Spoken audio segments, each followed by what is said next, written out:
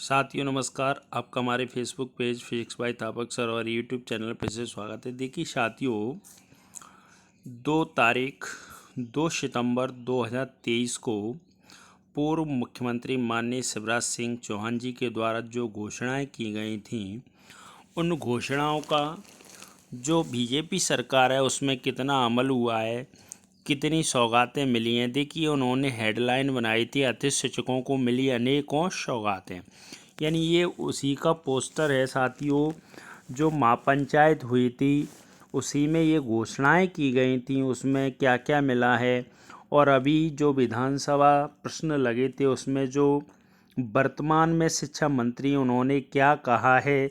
देखिए बीजेपी की कथनी और करनी में कितना फ़र्क है। यानी इनके जो कहते हैं ना, गांव में एक कहावत है, हाथी के दांत खाने के अलग होते हैं, चबाने के अलग होते हैं। दिखाने के दांत अलग हैं और खाने के अलग हैं साथियों। उसी प्रकार से ये बीजेपी जो शासन है, जो अति शिक्षक प्रणाली चालू हुई थी 2007-8 में, तब भी बीजेपी का शासन था और अभी भी बीजेपी का ही शासन है साथियों।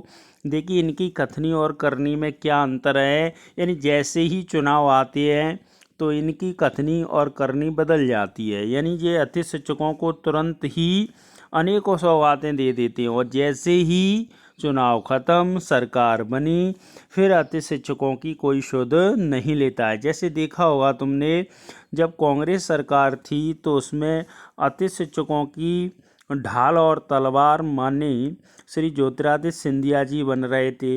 उन्होंने कहा था मैं सड़कों पे आ जाऊंगा, अतिथि शिक्षकों को परमानेंट नहीं किया, ये नहीं किया, वो नहीं किया। यानी इन्होंने सरकार गिरा दी। बीजेपी में पहुंच गए, सांसद बन गए, विधायक बन गए, मंत्री बन गए, सब लोग बन गए, सरकार बन गई। लेकिन जो अतिथि शिक्षक हैं वो जैसे हैं वैसे ही हालातों पे हैं और उससे और ज़्यादा हालात ख़राब होते जा रहे हैं। साथ ही वीडियो पूरा देखें, वीडियो में अंत तक बने रहें और ज़्यादा से ज़्यादा संख्या में शेयर ज़रूर करें। देखिए साथियों, क्या है, अतिथि शिक्षकों को मिली अनेकों सौगातें। मुख्यमंत्री श्री शिवराज सिंह चौहान ने की घोषणाएं, यानी जो महापंचायत बुलाई गई थी 2 सितंबर 2023 को, उसमें जो घोषणाएं की थी उसमें क्या हुआ है उसके बारे में पूरी डिटेल से चर्चा करेंगे साथियों।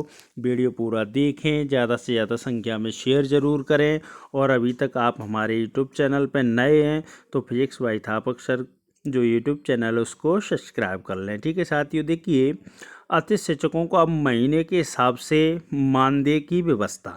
साथियों मैं एक एक पॉइंट की बात करूंगा।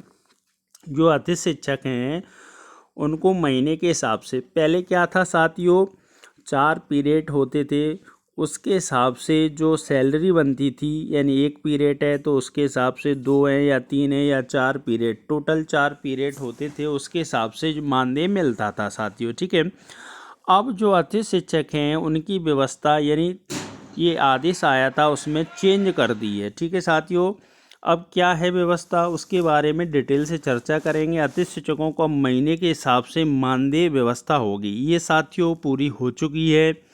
अतिथि शिक्षकों के मानदेय में वृद्धि ये भी हो चुका है। वर्ग 1 में 9,000 की जगह अब 18,000 मिलेगा मानदेय, ये घटना भी हो चुकी है।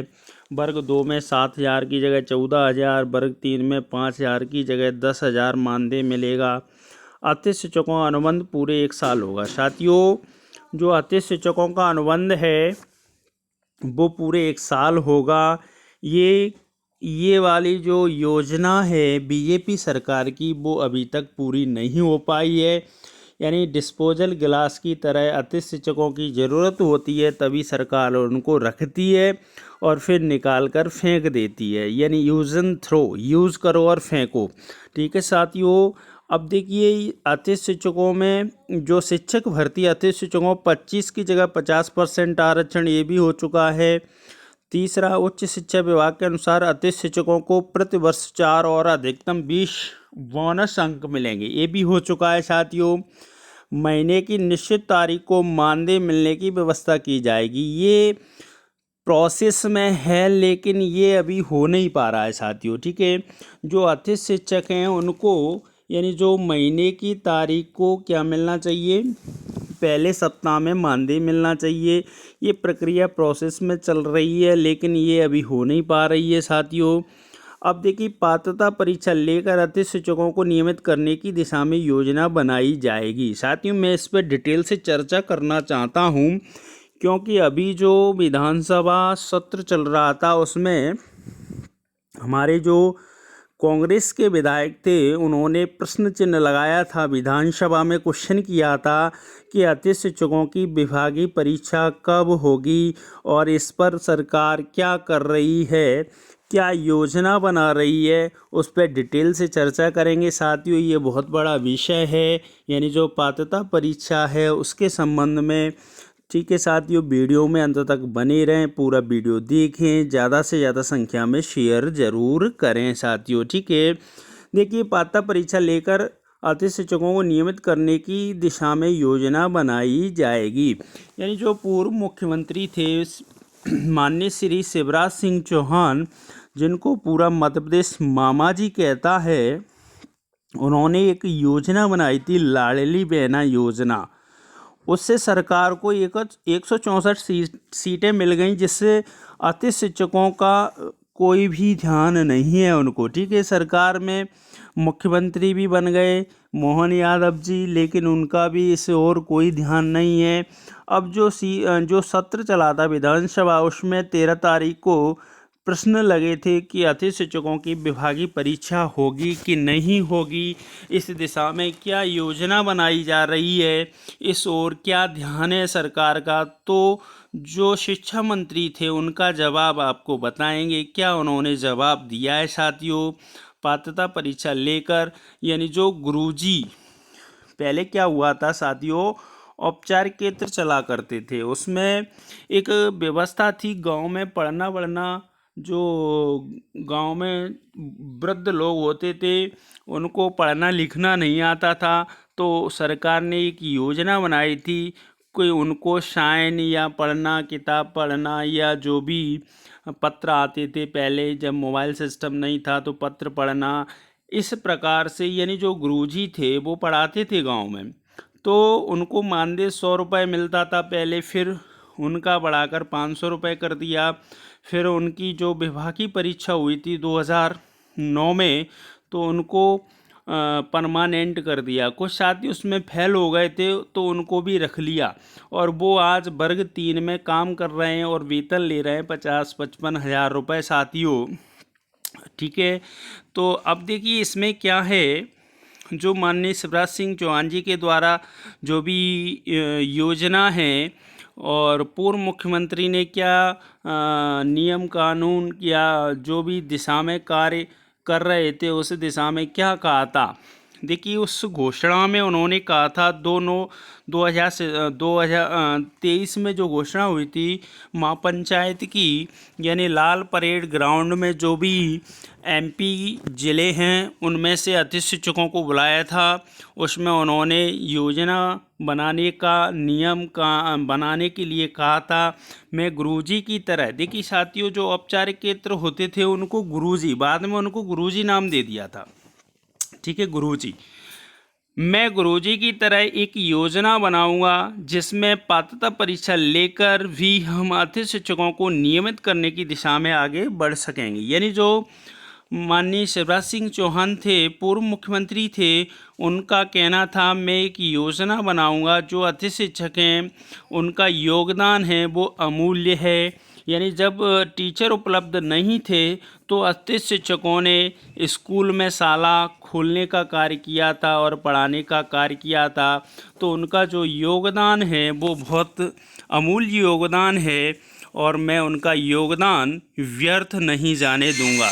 ठीक है साथियों, मैं गुरुजी की तरह एक योजना बनाऊंगा जिसमें पात्रता परीक्षा लेकर भी हम अतिथि शिक्षकों को नियमित करने की दिशा में आगे बढ़ेंगे। ये पूर्व मुख्यमंत्री माननीय शिवराज सिंह चौहान जी के बयान हैं साथियों। और श्री शिवराज सिंह चौहान उस समय मुख्यमंत्री थे, उन्होंने अतिथि शिक्षक महापंचायत बुलाई थी साथियों भोपाल में।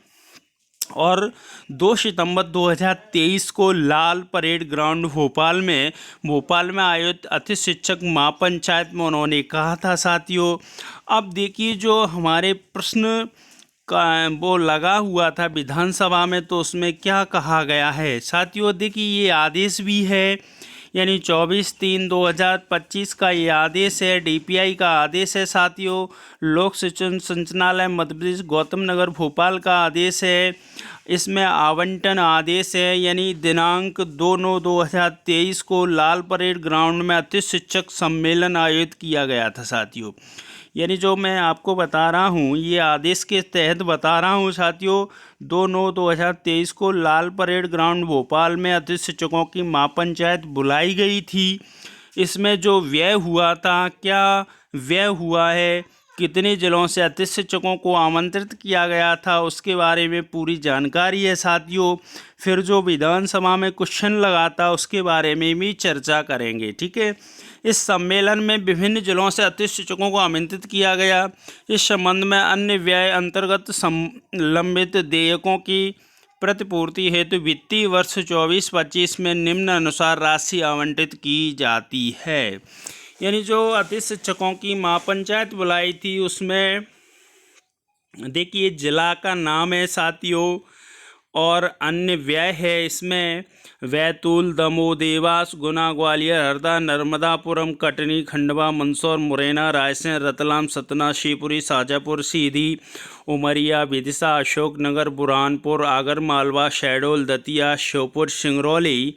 और इसमें जो व्यय है वो साथियों दिया हुआ है, यानी कितना व्यय था, यानी 39,46,539 मात्र, यानी इतना व्यय इसमें किया था महापंचायत। अब एक बात बताओ, जो पूर्व मुख्यमंत्री थे अगर उनकी मंशा नहीं थी अतिथि शिक्षकों के हित में कार्य करने की, तो उन्होंने महापंचायत क्यों बुलाई?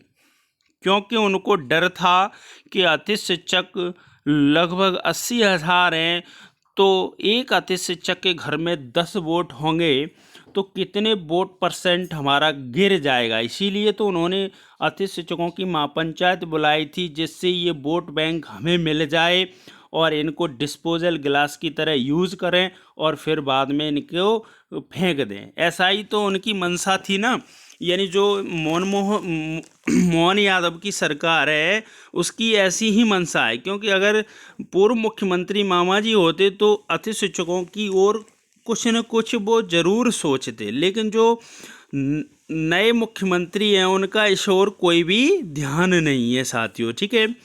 अब जो आवंटन हुआ है जिला शिक्षा अधिकारी के डीडीओ कोड में उपलब्ध राशि से आहरण करने की स्वीकृति प्रदान की जाती है। उपरोक्त राशि का उपयोग निम्न शर्तों के अधीन किया जाए। जो आवंटन आया है साथियों, ये जो महापंचायत बुलाई थी उसमें विभिन्न जिलों से अतिथि शिक्षकों को बुलाया था, उसका ये व्यय है साथियों, ठीक है। लाल परेड ग्राउंड भोपाल में जो महापंचायत हुई थी, ठीक है। आवंटित राशि अतिथि शिक्षक सम्मेलन में होने वाले अन्य व्यय हेतु जारी की जा रही है साथियों। राशि का आवंटन पूर्व में प्रेषित संबंधित जिला शिक्षा अधिकारी कार्यालय के मांग पत्र के आधार पर जारी किया जा रहा है। व्यय हेतु समय समय पर जारी शासनानुसार पालन किया जाए। यदि नियम विरुद्ध भुगतान किया जाता है तो आहरण संवितरण अधिकारी एवं लेखपाल के विरुद्ध अनुशासनात्मक कार्रवाई की जाएगी। स्वीकृति राशि का व्यय 31 सितंबर 2025 तक व्यय किया जाना। देखिए साथियों, व्यय हेतु समय समय पर जारी शासनानुसार पालन किया जाए। यदि नियम विरुद्ध भुगतान किया जाता है तो आहरण संवितरण अधिकारी लेखपाल के विरुद्ध अनुशासनात्मक कार्रवाई की जाए। स्वीकृत राशि का व्यय 31 सितंबर 2025 तक व्यय किया जाना सुनिश्चित करें। यानी जो राशि है वो 31 दिसंबर 2025 तक स्वीकृत है, उसके बाद इसको पुनः वापस करना होगा, ठीक है साथियों। आयुक्त द्वारा स्वीकृत है, यानी ये आयुक्त हैं संजय कुमार, अपर संचालक वित्त, लोक शिक्षण मध्य प्रदेश गौतम नगर भोपाल, 24/3/2025 का ये। अब देखिए प्रतियां हैं प्रधान महालेखाकार मध्य प्रदेश ग्वालियर, संबंधित संभागीय संयुक्त संचालक लोक शिक्षण मध्य प्रदेश, संबंधित कोषालय अधिकारी मध्य प्रदेश संबंधित जिला शिक्षा अधिकारी की ओर आवश्यक कार्रवाई हेतु प्रेषित। अपर संचालक वित्त लोक शिक्षण मध्य प्रदेश गौतम नगर भोपाल। अब देखिए साथियों, में जो प्रश्न चिन्ह लगा था विधानसभा में, जो प्रश्न लगे थे उस पर चर्चा करेंगे विस्तृत जानकारी के अनुसार। देखिए साथियों, ठीक है, वीडियो में बने रहें, वीडियो अभी और है, पूरा देखें। विधानसभा में झूठ बोल रहे हैं शिक्षा मंत्री। जो शिक्षा मंत्री हैं, जो विधानसभा में प्रश्न लगा था उसमें झूठ बोल रहे हैं। अतिथि शिक्षक महापंचायत की घोषणा जग जाहिर है, यानी जो भी अतिथि शिक्षकों की महापंचायत में घोषणा हुई थी वो सभी के सामने हैं और जग जाहिर हैं। यानी मैंने आपको घोषणाएं बताई थी साथियों, क्या क्या घोषणा हुई थी उसके बारे में पूरा बताया था। और पात्रता परीक्षा जो बताया था लास्ट में, पात्रता परीक्षा लेकर, देखिए साथियों ये बताया था मैंने, यानी पात्रता परीक्षा लेकर, देखिए साथियों पात्रता परीक्षा लेकर अतिथि शिक्षकों को नियमित करने की दिशा में योजना बनाई जाएगी साथियों, ठीक है। अब देखिए इसमें क्या कहा है, यानी जो बीजेपी की सरकार है उसकी करनी और कथनी में कितना फ़र्क है साथियों। जो स्कूल शिक्षा मंत्री वो क्या कह रहे हैं, यानी मध्य प्रदेश विधानसभा सचिवालय विभाग का नाम स्कूल शिक्षा विभाग, यानी विषय है अतिथि शिक्षकों की विभागीय परीक्षा की जानकारी। यानी डॉक्टर तेज बहादुर सिंह चौहान जी के द्वारा प्रश्न किया गया था। उसमें जो मंत्री हैं, स्कूल शिक्षा मंत्री हैं राव उदय प्रताप सिंह, उन्होंने क्या कहा है, यानी जो क्वेश्चन था उनका क्या क्वेश्चन था साथियों, पूरा देखें और ज़्यादा से ज़्यादा संख्या में शेयर ज़रूर करें। देखिए जो बीजेपी का शासन है उसकी मंशा क्या है साथियों, मैं ये बताना चाह रहा हूँ। तत्कालीन मुख्यमंत्री द्वारा 2/9/2023 को भोपाल में अतिथि शिक्षकों की महापंचायत बुलाकर अलग से विभागीय परीक्षा करवाकर पद स्थायी करने की घोषणा की गई थी।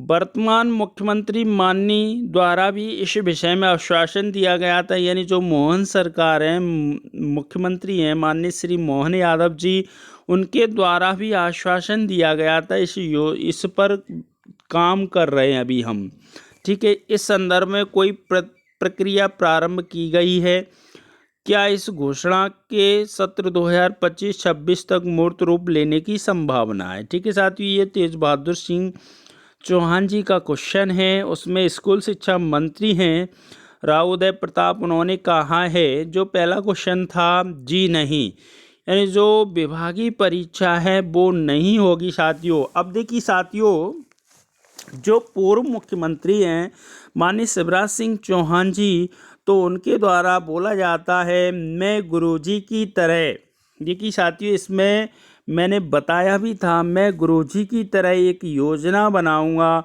जिसमें विभागीय परीक्षा लेकर अतिथि शिक्षकों को नियमित किया जाएगा। लेकिन जो वर्तमान मुख्यमंत्री हैं और वर्तमान शिक्षा मंत्री हैं उनके ऊपर प्रश्न चिन्ह लगता है, यानी जो अभी वर्तमान में जो मंत्री हैं और पूर्व मंत्री हैं उनकी कथनी और करनी में कितना अंतर है साथियों। इनने क्या कहा था, पात्रता परीक्षा लेकर अतिथि शिक्षकों को नियमित करने की दिशा में योजना बनाई जाएगी और गुरुजी की भांति एक विभागीय परीक्षा लेंगे, उसमें अतिथि शिक्षकों को नियमित किया जाएगा। अब साथियों ये बताइए, 18 साल किसी अतिथि शिक्षक ने काम किया है स्कूल शिक्षा विभाग में, 15 साल काम किया है, 10 साल काम किया है, 12 साल काम किया है, 5 साल काम किया है। अब इस पड़ाव पे जो अतिथि शिक्षक हैं वो अब कहाँ जाएं?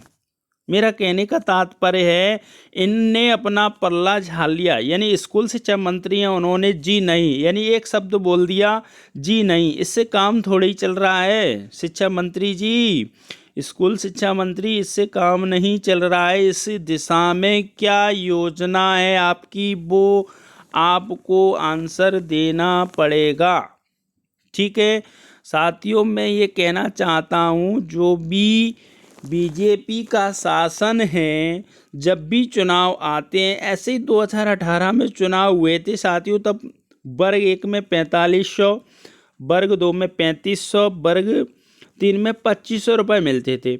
तो इन्होंने घोषणा की थी कि सीधे सीधे 9000 7,000 और 5,000 रुपये मिलेंगे आपको अतिथि शिक्षकों को। तो ये रेवड़ी क्यों बांट रहे हो फिर? अगर आपको कुछ कार्य नहीं करना है इस दिशा में तो सीधे सीधे मना कर दो। मैं इस दिशा में कोई भी न तो अतिथि शिक्षक रखा जाए, फिर बहुत सी स्कूल हैं उसमें जो ताला खुलता है, पढ़ाने का काम होता है, वो अतिथि शिक्षकों के द्वारा ही हो रहा है, वहाँ पे परमानेंट टीचर भी नहीं है। फिर आप ऐसे पल्ला कैसे झाड़ लोगे? यानी जी नहीं, इस दिशा में कोई योजना नहीं है हमारी, ना विभागीय परीक्षा होगी। आप पहले पात्रता परीक्षा दीजिए, उसके बाद चयन परीक्षा दीजिए, उसके बाद आपको 50% आरक्षण मिलेगा, उसके बाद आपकी जॉब होगी। तो ये तो आम आदमी है वो भी कर सकता है। अतिथि शिक्षकों के लिए फिर आपने 18 साल जो काम किया है, 15 साल जो काम किया है, 10 साल 12 साल जो काम किया है, उनको बेचारों को क्या मिला? उनका जो समय बर्बाद हुआ है उनको उसके बदले क्या मिला? उन्होंने अपना जो अमूल्य समय दिया। आपने कहा था कि जो अतिथि शिक्षक है उनका जो योगदान है वो अमूल्य है, वो व्यर्थ नहीं जाएगा। फिर तो उनको कुछ नहीं मिला, डिस्पोजल गिलास मिला है, यानी यूज़ करो फेंको। साथियों, इससे काम चलने वाला नहीं है। इस दिशा में जो बीजेपी सरकार है उसको योजना बनानी पड़ेगी, मैं ये कहता हूँ। ठीक है, इससे काम नहीं चलने वाला। स्कूल शिक्षा मंत्री जी, ठीक है, भर्ती नियमों में। ठीक है साथियों, अब दूसरा जो क्वेश्चन था उसका भी उन्होंने कहा है कोई मूर्त, उन्होंने कहा था 2025-26 तक मूर्त रूप लेने की संभावना है। तो इसका भी जवाब क्या दिया है? जी नहीं। यानी जो मंत्री हैं, स्कूल शिक्षा मंत्री है, जी नहीं, उनका सीधा सीधा सवाल है, वो सवाल पूछ रहे हैं, वो जी नहीं। ठीक है साथियों, तो ये वीडियो मैंने सभी जो अतिथि शिक्षक साथी हैं हमारे उनके लिए बनाया है, उनका ध्यान आकर्षित करने के लिए बनाया है। अगर अभी आपको समझ में नहीं आ रहा है तो बाद में पछताना हो जाएगा। साथियों, जो भी अतिथि शिक्षक हैं वो ज़्यादा से ज़्यादा संख्या में एकजुट होकर इस दिशा में जो भी निर्णय लेना चाहते हैं वो निर्णय तुरंत लें और सरकार को घेरने का प्रयास करें। महापंचायत बुलाई गई थी, उसके उनको जो भी घोषणाएं की गई थी उसी के आधार पर जो अतिथि शिक्षकों के लिए किसी न किसी नियम के तहत इनका भविष्य सुरक्षित करने की योजना बनाने के लिए कोई न कोई कदम आगे उठाया जाए। मैं इन्हीं शब्दों के साथ अपनी वाणी को विराम देता हूँ। साथियों, जो वीडियो हमारा वो ज़्यादा से ज़्यादा संख्या में शेयर ज़रूर करें। Okay, thank you.